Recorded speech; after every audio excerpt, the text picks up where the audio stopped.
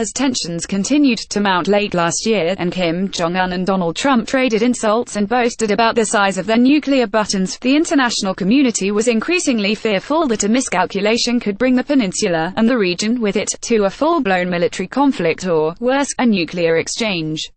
Then came Kim's New Year message.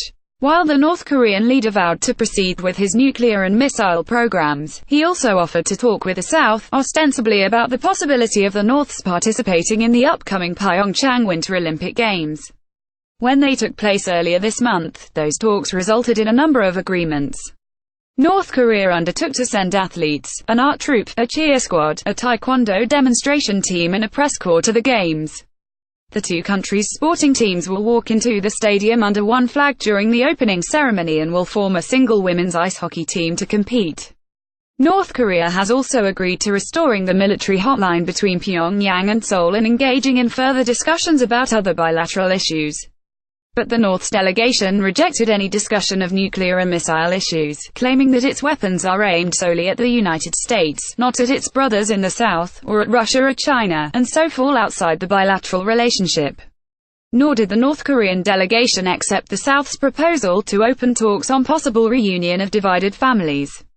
So far, the Trump administration has endorsed the inter-Korean dialogue and welcomed the thaw. Washington also accepted Seoul's proposal that the annual spring joint military exercises be delayed for fear that Pyongyang could regard them as a provocation and withdraw from the Games. Trump went further, taking credit for the resumption of the talks and claiming that his firm stance had contributed to the current thaw. In turn, South Korea's President Moon Jae-in praised Trump for his role in the run-up to the talks.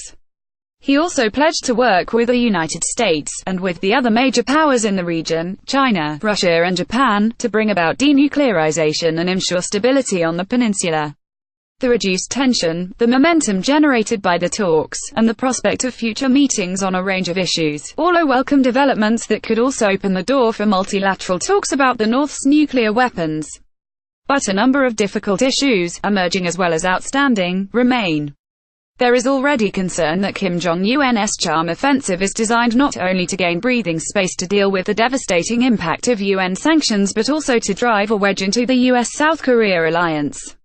As analysts have pointed out, the pattern is a familiar one: determined pursuit of nuclear and missile programs punctuated by occasional pauses and extending of the olive branch.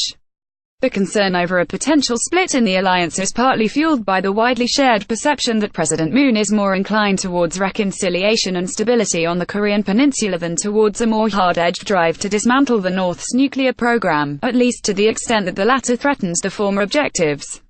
As one of the brains behind the Sunshine policy of the early 2000s under then-President Kim Dae-jung, Moon places greater emphasis on carrots than on sticks in dealing with Pyongyang. And with good reason. Despite its rather precarious position, North Korea presents a reckless and at times rather irrational posture to outside observers in order to conceal its deep fear of external threats. Internally, its military-first strategy is seen as crucial for the regime's survival, and threats to attack its stronger enemies, using more or less suicidal means to serve as strong deterrents to attacks on the North. Its conventional capabilities, let alone its chemical and biological arsenals, and emerging nuclear capacity, could inflict enormous damage on South Korea. The Moon administration faces the same dilemma as its more conservative predecessors: what would be the acceptable cost, and likelihood of success, of an armed attempt to neutralize Pyongyang's nuclear program? Until recently, Washington's calculus has been different. For the best part of the last 25 years, the United States has not seriously considered striking a grand bargain under which North Korea would feel sufficiently safe that it would willingly trade nuclear weapons for peace and the security of the regime. Half measures have failed to convince Pyongyang to give up its nuclear weapons, and the regime's own repeated breaking of pledges has only reinforced the perception that it can never be trusted. In the absence of such a deal, the North continues to improve its nuclear weapons and missile systems and is getting closer to, perhaps is already capable of posing a direct nuclear threat to the United States. Washington's other options are limited. Notwithstanding some of the more outlandish suggestions about how to subdue Kim Jong-un, military options are no longer viable, and would certainly be extremely costly. Trump's sometimes bombastic rhetoric has not helped. Indeed, his ridiculing of Kim Jong-un and his irresponsible reference to totally destroying North Korea have backfired spectacularly, prompting Congress to question his authority to wage nuclear war. How long the current rapprochement between the North and the South will last is anyone's guess. Seoul's apparently enthusiastic embrace of Kim's Olympic proposal has touched off strong opposition at home. Already, violent protests in South Korea have led President Moon to plead for understanding, and Pyongyang to demand apologies. But the concern over a potential split in the US-South Korea alliance may be unfounded. After all, South Korea's security remains deeply anchored in the alliance, both militarily and in diplomatic terms.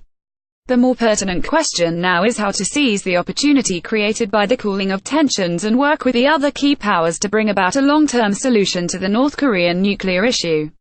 It's hard to see Australia taking any role in making the thaw more permanent, especially when Canberra seems so closely aligned with Washington on security matters at the moment, but the international community can ill afford to miss out on yet another chance.